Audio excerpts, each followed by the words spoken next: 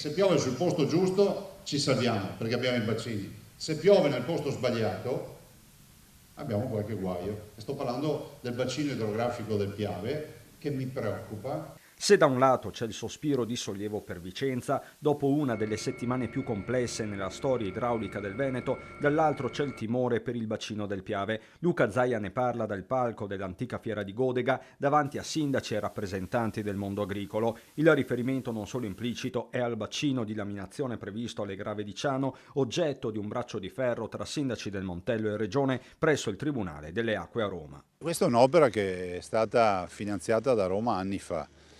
Abbiamo avuto più solleciti di andare avanti, ad oggi non esiste un progetto e c'è un ricorso. Penso che sia fondamentale un confronto col territorio, con i sindaci, con i cittadini, soprattutto per chiarire e fugare tutti i dubbi, ma questo lo possono fare i tecnici, lo posso fare io. Direi però che è fondamentale dire che non siamo davanti a un'opera con una diga del Vajont, perché poi l'immaginario collettivo è quello. Basterebbe andare a vedere, che so, Caldogno piuttosto che altre opere sono state fatte e sostanzialmente sono degli allagamenti programmati. Si tratta quindi di ripetere un modello che nell'ultima settimana ha dimostrato di funzionare, dice Zaia.